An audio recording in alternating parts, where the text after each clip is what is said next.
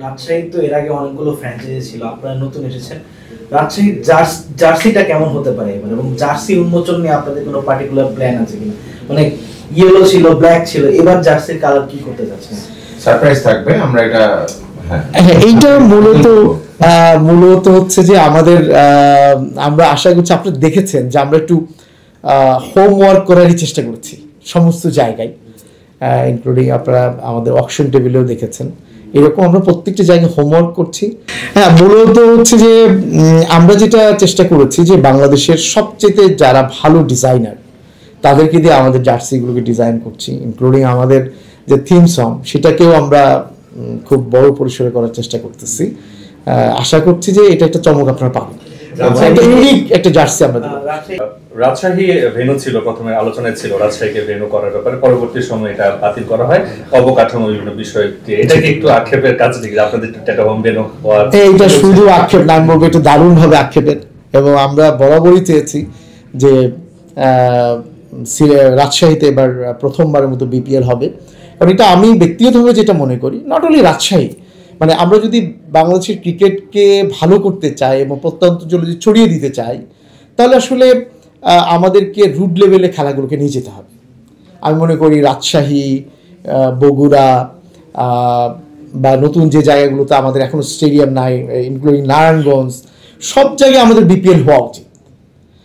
তাহলে যেটা হবে যে বিপিএলের যে ব্রডনেস সেটা আসলে আরও অনেক বেশি বাড়বে, এবং আমি মনে করি যে অনেক বেশি পরিমাণে আমরা সেখানে দর্শকদেরকে পেতাম। এবং বিশেষ করে এটা আমাদের এক ধরনের কন্ডিশনও বলতে পারেন, আমরা এক ধরনের কন্ডিশনেই ছিলাম যে অবশ্যই এবার রাজশাহীতে খেলা দিতে হবে। বিসিবি চেষ্টা করেছে, আমি মনে করি যে রাজশাহীতে খেলার জন্য, এটা না হওয়াটা আমাদের জন্য সত্যি অর্থে খুবই দুঃখজনক। কারণ আমাদের যারা দর্শক তারা খুব করে চেয়েছে, আমরাও চেয়েছি যে এবার রাজশাহীতে প্রথমবারের মতো বিপিএল হোক। আপনাদের অনেক ফরেন রিক্রুট হয়েছে, মানে রংপুর এবং আপনাদের একটা কম্পিটিশন চলতেছে ফরেন রিক্রুটের ক্ষেত্রে। শুনেছি একটা গুঞ্জন আছে সাউথ আফ্রিকার কোনো ক্রিকেটার আপনারা ইনক্লুড করার ট্রাই করতেছেন, সেটা কে বা নাম একটু বলা যায় কিনা? আর কয়েকজন ক্রিকেটার শ্রীলঙ্কা এবং পাকিস্তানে একটা খেলা পড়ে গেছে, সেই সময় আপনাদের প্ল্যানিংটা কি? আমি মনে করি শুধু আমরা না, সবাই যেহেতু ফ্রাঞ্চাইজি প্রত্যেকেই চায় যে ম্যাচ উইন করতে, আমরা সবাই দিনের শেষে চাই যে ট্রফিটা আমাদের ঘরে আসুক, এটা সবাই চায়। তো সেই জায়গা থেকে সেই প্রতিযোগিতা তো আমার মনে হয় সবার মধ্যেই আছে। হ্যাঁ, আমাদের সাউথ আফ্রিকার সহ আরও বেশ কিছু জায়গা থেকে আমাদের প্লেয়ারের প্ল্যানিং আছে, আমরা সেই নামগুলো এখনই ডিক্লেয়ার করছি না, হয়তো খুব সহজেই আপনারা সেটা জানতে পারবেন।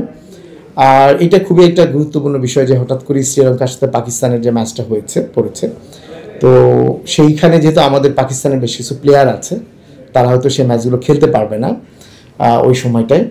সেই প্ল্যান থেকে আমরা আরও কিছু ফরেনার প্লেয়ারকে আমাদের টিমে যুক্ত করব।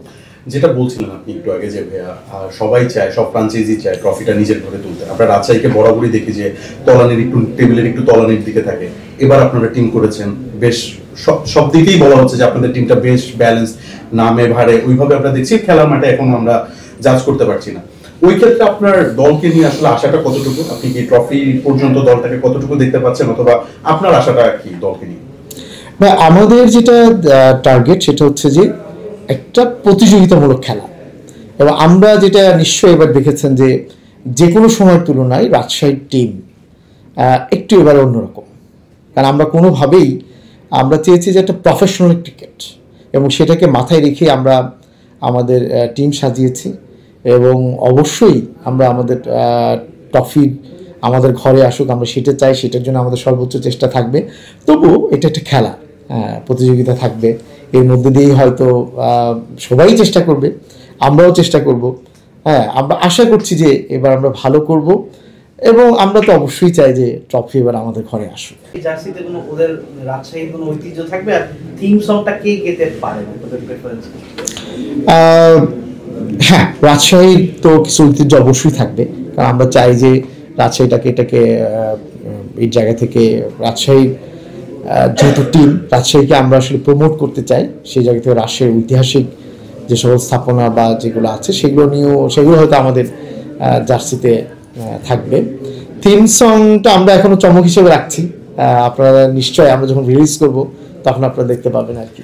সব ধরনের খেলার খবর পেতে সাবস্ক্রাইব করুন, সঙ্গে থাকুন খেলার পাতার।